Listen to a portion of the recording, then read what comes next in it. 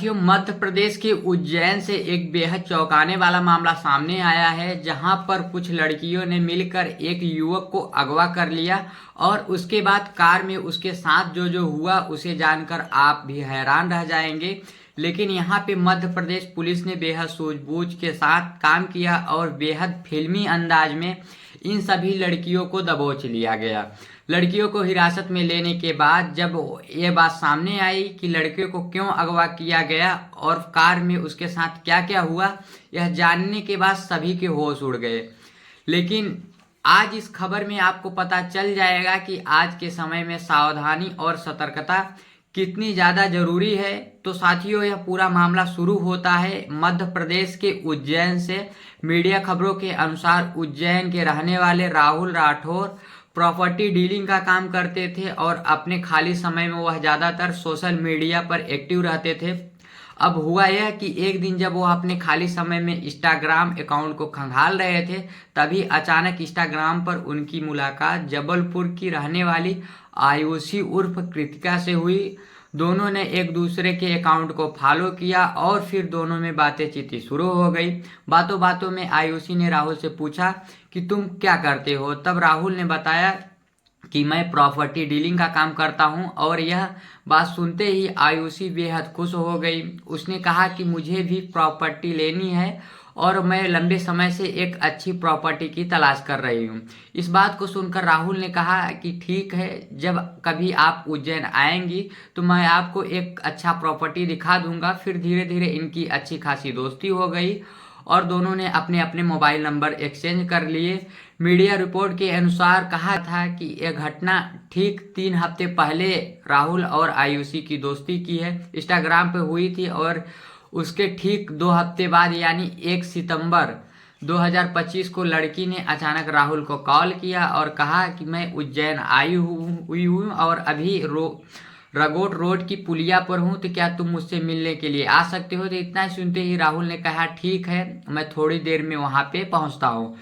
राहुल अपनी कार लेकर सीधा लड़की के बताए हुए पते पे पहुंचा। वहां पहुंचकर राहुल ने देखा कि लड़की वहीं पर खड़ी हुई है। अब गाड़ी को रोककर राहुल ने लड़की से बात करना शुरू किया। अब दोनों के बीच बातचीत चल ही रही थी, तभी अचानक से वहां पे 3 लड़कियां और आ गई और पीछे से 2 युवक आ पहुंचे और उन सभी ने मिलकर राहुल को उसी कार में अंदर ढकेल दिया और फिर उसके साथ मारपीट करने लगे। राहुल को कुछ समझ में नहीं आ रहा था कि आखिर यह सब क्या हो रहा है, लेकिन जब तक वह कुछ समझ पाता, इन सभी ने मिलकर राहुल को अगवा कर लिया और वहां से निकल लिए। सीधा एक जंगल में जाकर रुक गए। वहां पहुंचकर उन्होंने फिर से राहुल के साथ मारपीट शुरू की और उसके साथ बाद उसकी चैन, अंगूठी और यहाँ पे 10,000 रुपये लूट लिए गए। कहा जा रहा है कि अगवा करने के बाद आरोपी उसे पूरे यहाँ पे 600 किलोमीटर दूर तक घुमाते रहे। कभी उसे शाहजहांपुर लेकर जाते तो कभी मंदसौर, कभी मक्खी खासी आगर और इसी तरह से राहुल को कई घंटे तक वो कार में घुमाते रहे। फिर उन्होंने गाड़ी में डीजल डलवाने के लिए, खाने पीने के लिए राहुल के फोन पे का इस्तेमाल करना शुरू कर दिया और इतना सब कुछ होने के बाद आरोपियों ने राहुल से सीधा 50 लाख की डिमांड कर दी। कहा कि अब अभी अपने परिवार वालों को फोन लगाओ और 50 लाख रुपए मंगवाओ, नहीं तो तुम्हारे साथ बहुत बुरा होगा। अब इतनी देर में राहुल समझ चुका था कि इनके इरादे तो बिल्कुल नेक नहीं है और यह कुछ भी कर सकते हैं, इसलिए उसने अपने परिवार वालों को फोन लगाया और फोन लगाने के बाद राहुल के परिवार वाले बुरी तरह से घबरा गए।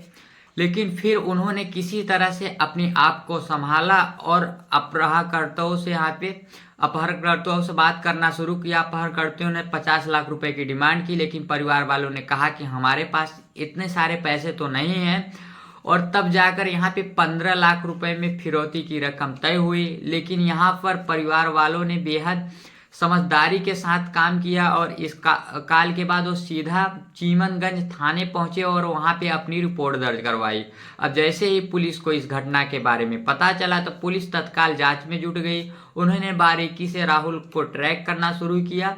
उसके मोबाइल लोकेशन की जांच की गई और जहां जहां से उसके फोन पे के जरिए डिजिटल ट्रांजैक्शन हो रहे थे उसे ट्रैक करना शुरू किया। आरोपियों को पकड़ने के लिए पुलिस ने कई जगह नाकबंदी भी कर दी और एक लंबे जांच के बाद आखिरकार पुलिस को पता चल ही गया कि आरोपी राहुल को शाहजहांपुर की तरफ ले जा रहे थे। और इस जानकारी के बाद पुलिस की एक टीम आरोपियों को पीछा करने लगी और कुछ ही देर में उन्होंने राहुल की गाड़ी नजर आ गई। अब जैसे ही आरोपियों ने देखा कि पुलिस उनका पीछा कर रही तो उन्होंने गाड़ी की रफ्तार बढ़ा दी।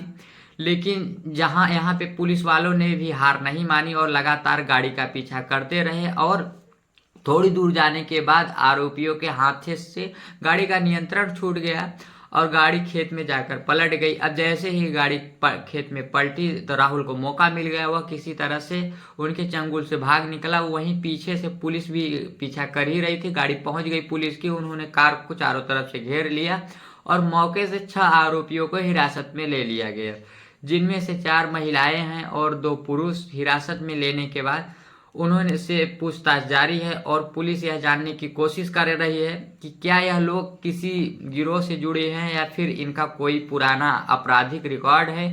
अब पुलिस जांच के बाद ही पता चल पाएगा कि आखिरकार यह लोग ये काम कब से कर रहे हैं। तो साथियों, यह था मध्य प्रदेश के उज्जैन का वह मामला जिससे हमें सीख लेने की ज़रूरत है कि कभी किसी पे अनजान व्यक्ति पर इतनी जल्दी भरोसा ना करें। हमसे कई लोग सोशल मीडिया इस्तेमाल करते हैं तो आपने देखा ही होगा कि आज के समय में सोशल मीडिया की वजह से कई लोग इस तरह की घटनाओं का शिकार हो जाते हैं। तो आपने हनी ट्रैप के बहुत सारे यहाँ ऐसे मामले देखे होंगे जहाँ पे अपराधी बिल्कुल इसी तरीके से सोशल मीडिया का इस्तेमाल करके लोगों को अपना शिकार बनाते हैं।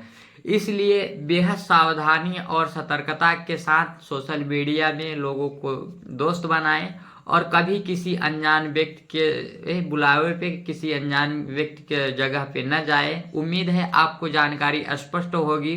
तो फिर मिलते हैं साथियों एक नई खबर के साथ, तब तक के लिए आपका बहुत बहुत धन्यवाद। साथियों, एक घटनाक्रम सुनाने का उद्देश्य किसी को भावनाओं का ठेस पहुंचाना, आहत करना बिल्कुल भी नहीं है। आपको जागरूक और सतर्क करना है। आप लोग जहां भी रहो सतर्क रहो, सुरक्षित रहो।